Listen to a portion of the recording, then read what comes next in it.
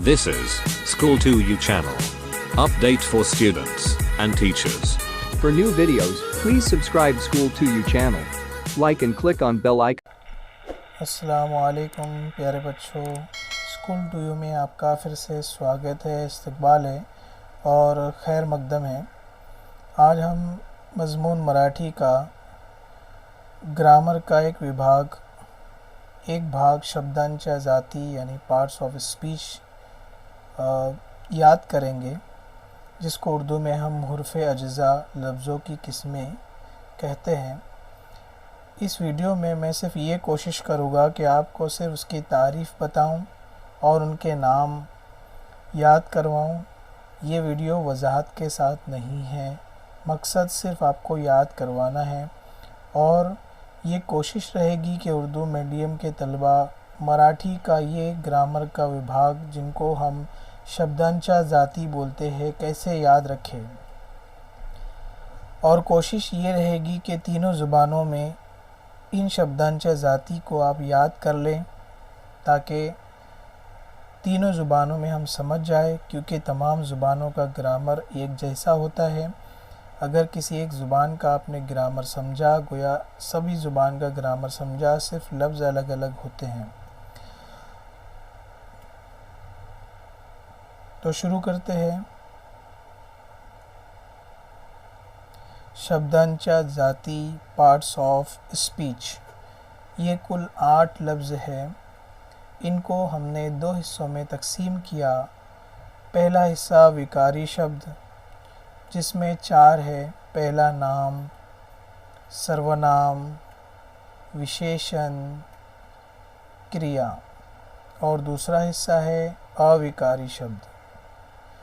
पहला है क्रिया विशेषण अव्यय, शब्द योगी अव्यय, उभयान्वी अव्यय और केवल प्रयोगी अव्यय।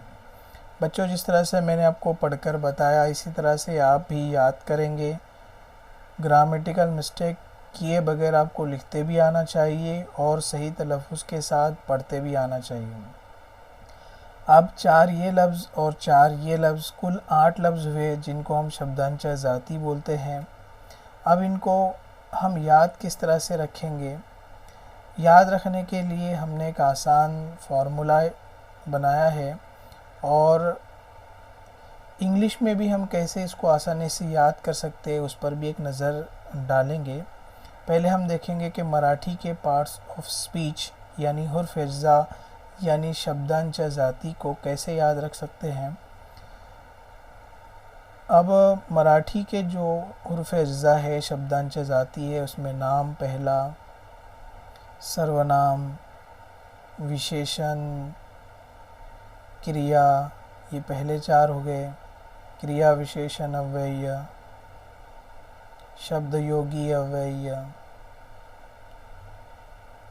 उभयान्वी अव्यय और केवल प्रयोगी अव्यय।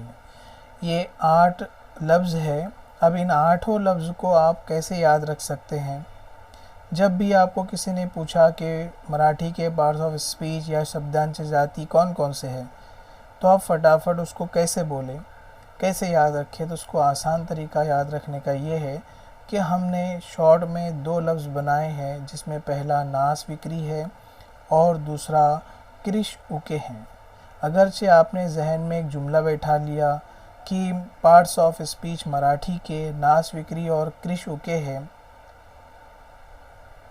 तो आप पूरे 8 वर्ड याद रख सकते हैं। वो कैसे?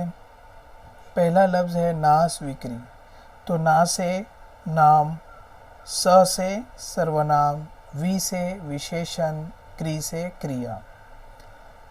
दूसरा लफ्ज़ है कृष उके, क्री से क्रिया विशेषण अव्यय, श से शब्द योगी अव्यय और उ से उभयान्वी अव्यय, के से केवल प्रयोगी अव्यय। तो अगरचे आपने ये 2 लफ्ज़ याद कर लिया, तो हमेशा आप मराठी के शब्दांच्या जाती यानी हुर्फ़ अज्ज़ा को आसानी से याद रख सकते हैं। इसी तरह से इंग्लिश में भी आप याद रख सकते हैं। हालांकि इंग्लिश में बताना मकसूद नहीं है, चूँकि आपको आसानी हो इसलिए मैं बता दे रहा हूँ। इस वीडियो में मकसद ये है कि आपको मराठी के हुर्फ़ अज्ज़ा यानी पार्ट्स ऑफ स्पीच यानी शब्दांचा ज़ाती याद हो जाएं। इंग्लिश में जो 8 लफ्ज़ है वो है noun, adjective, pronoun, adverb, conjunction, verb, interjection और प्रीपोजिशन। हालांकि इनकी तरतीब बिगड़ी हुई है, होना यूँ चाहिए था कि पहला नाउन फिर प्रोनाउन, इस तरह से रहना चाहिए। इससे कोई मतलब नहीं है कि आप सिस्टम तरतीबवार है या नहीं है, लेकिन आप अगर याद रखना चाहते हैं कि पार्ट्स ऑफ स्पीच अंग्रेज़ी में कौन से हैं, तो उसके लिए 2 लफ्ज़ हैं, नापाक और एक है वीआईपी। अगर आपने जहन में ये फिट कर दिया कि अंग्रेज़ी के पार्ट्स ऑफ स्पीच नापाक वीआईपी है, तो आप याद रख सकते हैं। वो कैसे? एन से नाउन, ए से एडजेक्टिव, पी से प्रोनाउन, ए से एडवर्ब, सी से कंजक्शन, दूसरा लफ्ज़ है वीआईपी, तो वीआईपी के वी से वर्ब, आई से इंटरजेक्शन और पी से प्रीपोजिशन। तो इस तरह से आप अंग्रेज़ी के भी याद रखते हैं। तो ठीक है बच्चों, मराठी पर हम आते हैं। मराठी का जो पहला शब्दांश ज़ाती का पहला लफ्ज़ है वो है नाम, और नाम को उर्दू में इस्म बोलते हैं और अंग्रेज़ी में नाउन बोलते हैं। इसकी तारीफ़: किसी भी शय, शख्स, जगह के नाम को ज़ाहिर करने वाले लफ्ज़ को अंग्रेज़ी में नाउन, मराठी में नाम और उर्दू में इस्म कहते हैं। मराठी का दूसरा शब्दांचा ज़ाती में दूसरा शब्द है सर्वनाम, उसको उर्दू में इसमें ज़मीर और अंग्रेज़ी में प्रोनाउन कहते हैं। इसकी तारीफ़: जो लफ्ज़ किसी इस्म यानी नाम की जगह इस्तेमाल किया जाए उसे अंग्रेज़ी में प्रोनाउन, सर्वनाम, इसमें ज़मीर कहते हैं।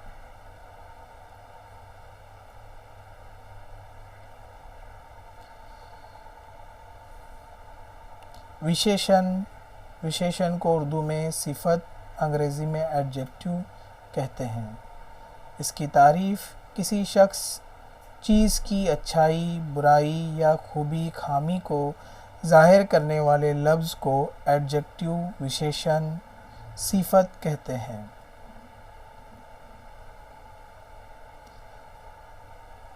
क्रिया: क्रिया को उर्दू में फ़ेल और अंग्रेज़ी में वर्ब कहते हैं। इसकी तारीफ़: वो लफ्ज़ जो किसी काम के करने या होने का ज़िक्र करता हो, उस लफ्ज़ को अंग्रेज़ी में वर्ब, मराठी में क्रिया और उर्दू में फ़ेल कहते हैं।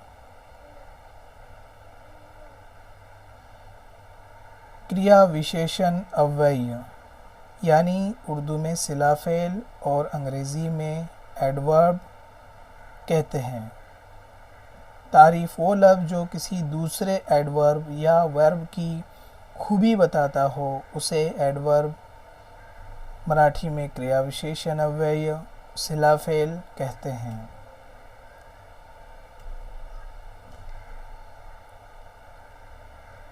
शब्द योगी अव्यय: उर्दू में शब्द योगी अव्यय को हुर्फ़ रब्त यानी हुर्फ़ जार कहते हैं, अंग्रेज़ी में प्रीपोजिशन कहते हैं।